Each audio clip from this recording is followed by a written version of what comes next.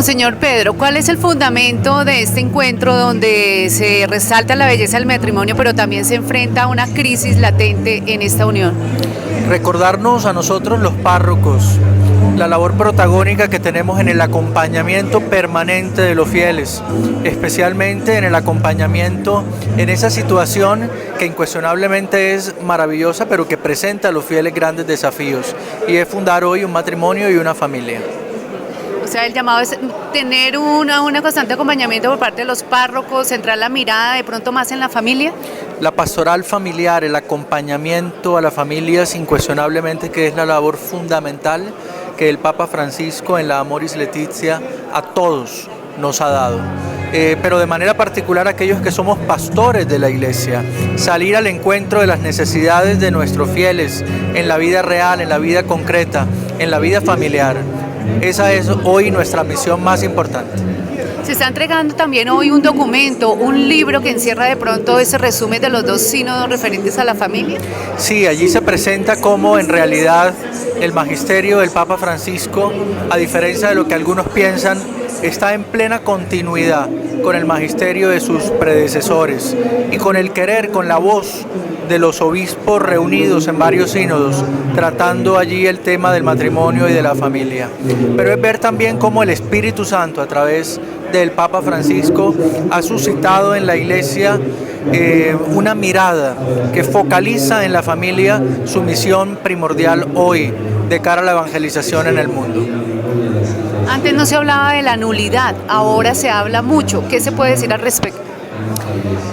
Pues la nulidad ha estado siempre, es un proceso que ha existido en la Iglesia desde muchos siglos, pero el Papa Francisco ha querido que este proceso se incorpore plenamente en la vida pastoral, en la actividad pastoral de los fieles, de tal manera que aquellos que en su vida sufrieron un fracaso matrimonial y creen en conciencia que no contrajeron matrimonio con la debida madurez, con la debida libertad, puedan con mayor facilidad acceder a la justicia de la Iglesia para hacer un discernimiento juntos y darnos cuenta si hubo realmente un matrimonio válidamente contraído o no.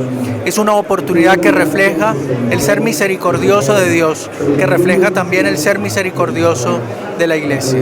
Finalmente, Monseñor, los dos ponentes que nos visitan hoy acá en Colombia, en la Arquidiócesis de Bogotá.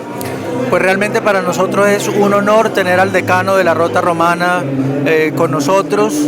Es la máxima autoridad en derecho canónico del mundo, un asesor muy cercano al Papa Francisco, como lo fue también del Papa Benedicto. Y nos acompaña también Monseñor Alejandro Arellano, que es miembro de la Rota Romana desde hace ya varios años, un hombre que conoce muy bien el proceso canónico de nulidad, pero que también tiene un corazón de pastor, ambos tienen un corazón de pastor y vienen a animar a los pastores de la Iglesia a proseguir en esta bellísima misión que el Papa Francisco nos ha encomendado, llevar la alegría del Evangelio al corazón de las familias. Bien, ese encuentro, ¿qué significa? Sobre todo el deseo del Papa Francisco de acercar el ministerio petrino a las iglesias particulares. Es una forma que tiene la curia de Roma, es una curia dextra, que sale para prestar este servicio a los obispos en las diócesis, cada una de sus diócesis. Y concretamente, ¿para qué?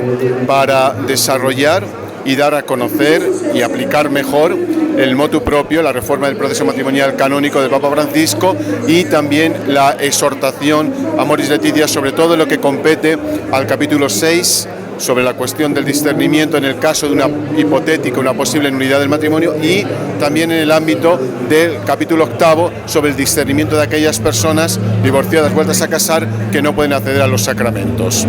¿Cuál es el eje central o el tema central de su ponencia, de su participación acá en estos 2 días? El eje central de la ponencia, yo creo que es la cuestión, hay una palabra que define todo, que es el discernimiento, ¿no?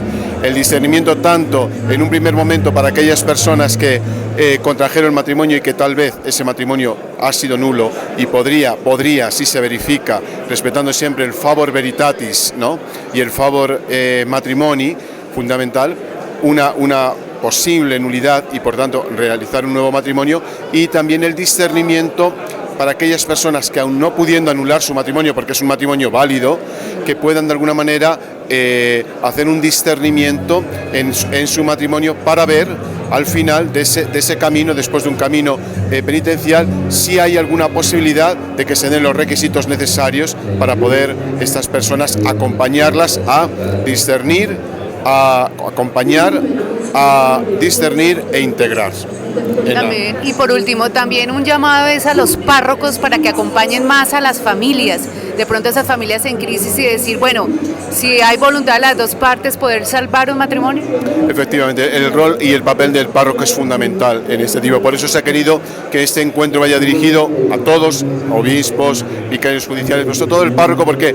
Porque el párroco es el que vive en el locus, en el lugar, en la parroquia, y es el que conoce la realidad, conoce a las parejas, conoce a las familias, conoce también la belleza del matrimonio que se da en su parroquia, pero también las crisis, las heridas, esos matrimonios heridos. Por eso el papel del párroco es fundamental, porque es el que conoce la realidad concreta de esas familias en su contexto parroquial, y es a las que tiene de alguna manera que acompañar para que estas familias puedan vivir mejor, aquellos que viven en una unión estable, fija, vivan mejor la belleza del matrimonio, y en aquellas personas heridas, alejadas o descartadas a veces porque viven en uniones separadas, que puedan de alguna manera hacer un camino para reencontrarse sobre todo con Jesucristo y vivir en mayor plenitud su fe en la Iglesia. ¿Se podría decir que el matrimonio está en crisis a nivel mundial? Sí, es una cosa que ya antes del Concilio Vaticano II nos hablaba precisamente en la misma Constitución Gaudium et Spes de la crisis que sufre el matrimonio, y es una realidad generalizada.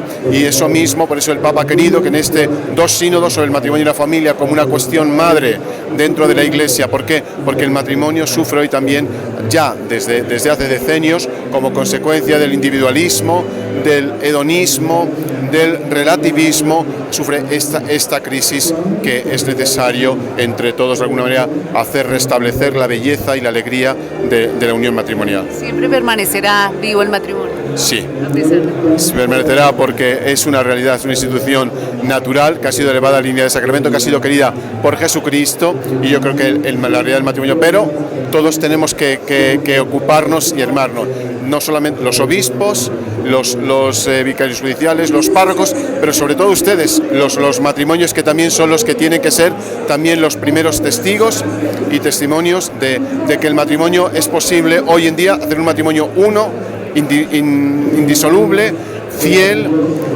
abierto a los hijos, y sobre todo donde se pueda compartir y se pueda vivir esa unión de espíritus y unión sobre todo de almas.